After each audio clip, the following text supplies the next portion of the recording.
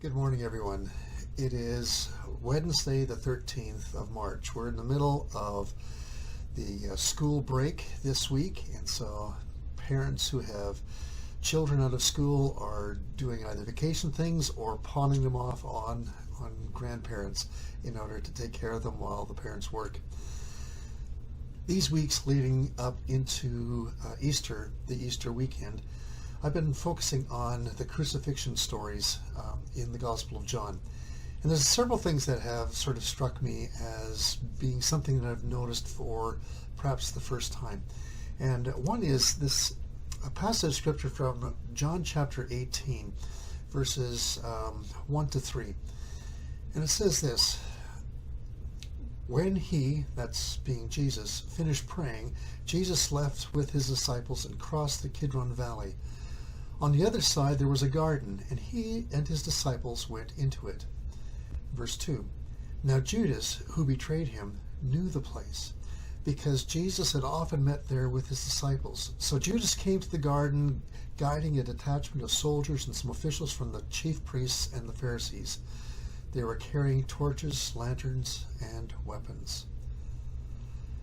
The part that stuck out to me this year as I was going through it was that first part of verse 2, where it says, Now Judas, who betrayed him, knew the place, because Jesus often met there with his disciples.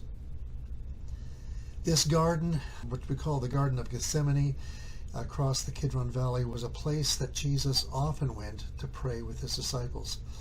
There was a spiritual sense of attachment to that area, and it seems so cold and calculating that Judas, who was about to betray him, would take people to the very place that was a retreat place for Jesus, a place where he went with his disciples to commune with God together with them, to pray and discern what the next steps were.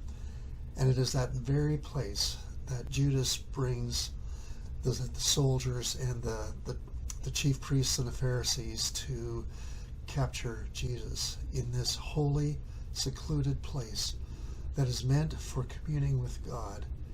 And that's the place where the enemy sends Judas in to bring the beginning of Jesus' destruction and death, leading to the crucifixion on the cross. Where do you have your quiet times?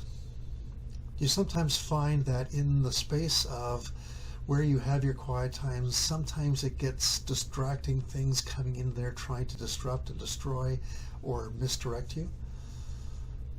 My quiet times are often when I'm walking, and there are times when I'm walking when I see things or I notice things, or a car sort of does a bad turn and I get distracted and derailed from where I was going with the Lord, my communion with God.